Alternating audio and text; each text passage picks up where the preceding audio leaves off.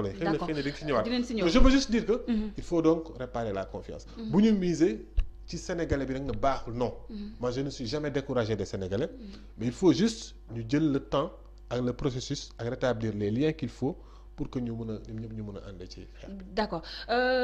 mu am sax yenn médecins yoo xam ne mun nañu wax ne semaine bi passée terme bi ñu gën a déglu mooy vivre avec le virus est-ce que yaakaar nga ne Sénégal ak état de santé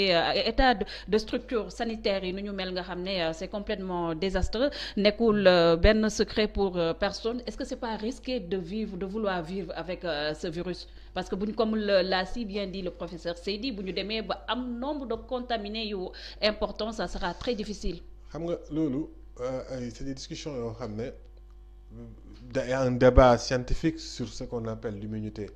communautaire l'immunité collective ak aussi ñoo xam ne ils sont contre ça mais man bu fekkee ne aussi je n'ai pas la responsabilité morale de la décision damay éviter toujours de ci pousse xëy na man su ma moon la responsabilité morale si j'étais un homme politique toog war a décider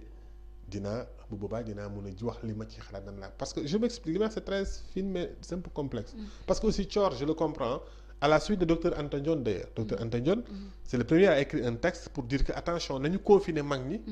bàyyi nañu ñu vaquer à leurs occupations système la man je peux croire que mun na fi dox parce que on vit avec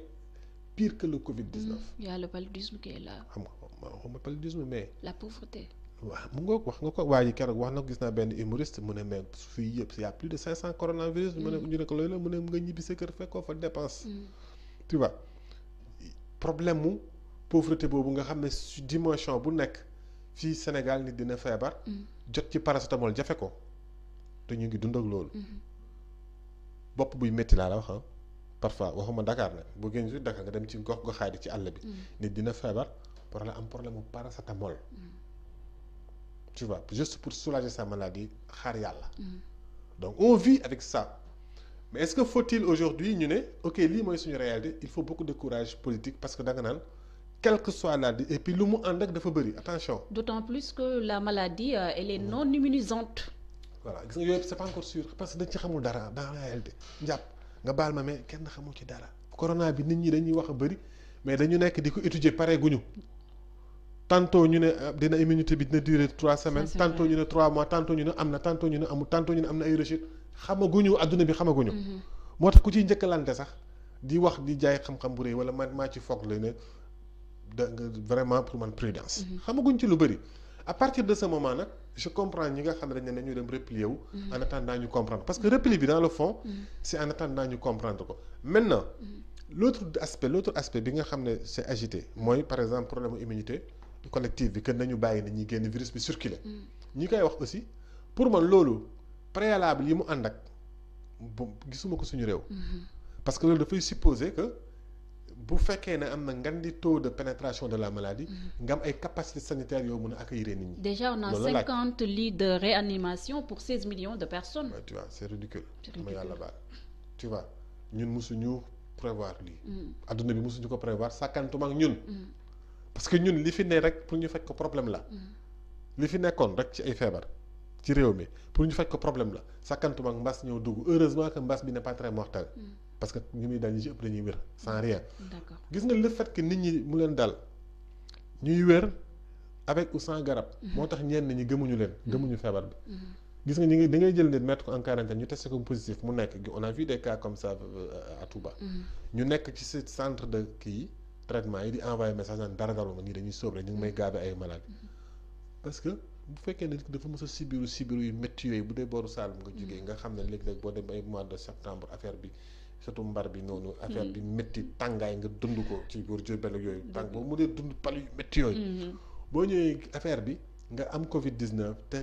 te nekkul cas bu sévère sa yaram dafay tàng tuuti rek nga yëg li doo jàpp ne feebar bu sérieux la loolu aussi dañ ko war a wax nit ñi te waxuñu leen ko waxuñu leen ne feebar bi mun na bañ a métti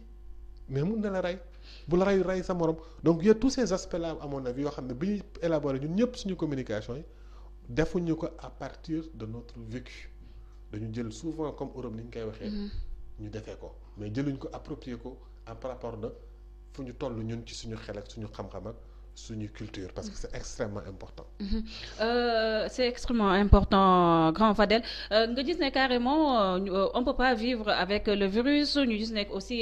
professeur Seydi nee na la maladie est non immunisante pour utal ko sax lii di vaccin dina nekk loo xam ne dafay difficile trop donc est-ce que tey jotul comme que fu mu toll nii ñëpp réer neen parce que maladie bi fu mu toll nii waneegul facetam yi carrément est-ce que koy tey jotul ñu dem vers la médecine africaine, pourquoi pas ne pas essayer l'artémisia? Mais xam nga en fait man depuis le début bokk naa ci ñuy wax ne c'est le moment à ce que ñu xool lu ñu am ñu valoriser ko essayer ko mais le problème mooy que bul jël on ne fait pas bul jël buñ ko aborder par opposition médecine traditionnelle contre médecine moderne médecine africaine contre médecine occidentale du loolu ça peut être complémentaire bu fekkee ne gëstu nga ci tuuti di nga gis ne mun nañu complémentaire trop artémisia bi tel que nuñ ko présenté malgache ni ñu ko présenté jusque là dafay renforcer ce système immunitaire mais du la c'est pas que daf koy faj da koy renforcer pour sa yaram dëgër ba nga xam ne même bu ñëwee ci yow du fa taxaw ñoom noonu la ñu ko présenté fii am na ñoo xam ne yàgg nañ doon artémisia. mais ça peut être un début de solution. oui je suis d'accord mais comme chloroquine bi comme leneen foofu la adduna bi toll artémisia woo chloroquine oo xaw ma nag lan yenn antirétroviraux il y a plus de 500 molécules qui sont en train d'être testées dans le monde nañ ko boole yépp ñu avancé man loolu laa gëm li ci des nag pour wax un peu suñu médecine alternative yi fi am ci réew mi lu ci bëri yàqu na à cause de ñun ñeen parce que dañuy bëri lu ñuy gis nga aussi charlatanisme bi da ngay gis nga da ngay dox ci réseau yi ci mbedd mi gis ay façon publicité yu nekk ay dañuy faj bay faj sax feebar lépp na nañ mun nañ ko faj yooyu ñoo dem ba décrédibiliser ko mais Sénégal boo xam ne dafa am pharmacopée traditionnelle bu yàgg demal ci centre bi nekk fii ci Kër Massar di nga gis ne luy rôle bu ñuy joué ci traitement lèpre dafa am solo mais nit ñi traité wuñu ko xooluñu ko jàngale wuñu ko aujourd'hui centre yu mel noonu bu ñu leen mayee doole dëgëral leen boole leen ci plan de riposte Covid bi man loolu laa gëm balaa Macky Sall di dem di commander artémisia ci malgache yi na dem doxantu centre de traitement traditionnel bi nekk fii soriwut ci Kër Massar bu fa demee mu xool ñoom naka lañ nekk di liggéeyee fan lañ toll seeni recherche parce que xoolal ay étudiants yi ñoo fa nekk yu qualifiés yoo xam ne da nga gis étudiant bu jugee fii médecine kii jugee fële ñu dajee fa ñëw di jàng ak fu nekk ci àdduna bi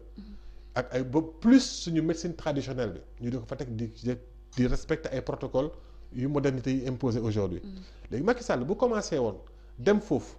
xool ci fu ñu toll encourager leen boole leen ci plan de riposte bi nangu ci def même bu dee 1 milliard tuuti gis nga tuuti 1 milliard mu dimbali leen seen recherche su commandé artémisia Chine fële Madagascar bu baa dañ ne c'est sincère mais mënoo fi bàyyi li fi nekk potoo ko lijjantiwoo ko xamul sax ne xëy na artémisia c'est produit ici à Thiès lijjantiwoo ko xamoo ko ca Tivaouane après nga wëlbati ko rek xëy na kii nga dem di commandé ji noonu non dañuy def c'est du populisme. déjà ñoom ISRA ñoom commencé neen def benn culture in vitro par rapport ak l'artémisia mais bu ñu sukkandikoo ci information yu ñu jot ñoom nee neen ils sont pas encore accompagnés par l'État du Sénégal muy rek soutenir sa thèse bi nga présenté par rapport ak populisme bi ngay wax.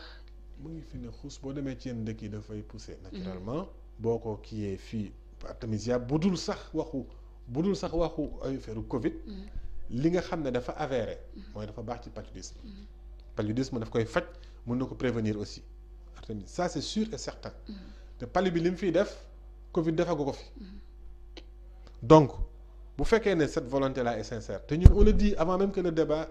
est posé sur l'artémisia ou pas avant loolu la ñuy wax au niveau de Y'en a marre ak suñu instance yi on dit que attention même def nañ ci communiqué pour wax ne si seen plan de riposte yi nañ ci boole li nga xam ne moom la ñu am ñun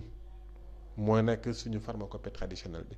waxuma nag charlatanisme bi déedéet waxuma ñi nga xam ne dañuy nekk borom jaaro beeg borom loxo beeg ay voilà borom lam beeg et cetera waxuma yooyu mais nañu xool ñi nga xam ne centre yu mel ni bi nekk fii Kër Massar boobu laa gën a xam miin ko ak Malango tu vois fële ci Fatick ñooñu boo leen jëlee ñu def ci vrai investir ci jël suñu étudiants yi orienté leen fa ñu ciy def ay recherche à partir de ce que non suñu maam suñu baaxu maam lan lañ daan fajee lan lañ daan defee bu dee dañ jël suñu médecine jëlee étudiants yi bien formés d'abord ci méthode yu baax yi ñu yóbbu leen ñu approfondir saafonte ak mag ñi lañ daan def mun na jur dara. d'accord mais nekkuñ ci loolu. nekkuñ ci d'accord nañ ko. Fadel est-ce que yaakaaroo Artemisia bi au-delà sa faj lii di Covid-19 wala sax yeneen pathologie yoo xam ne mun na koo faj du rek benn pas de géant vers la libération vers l'indépendance de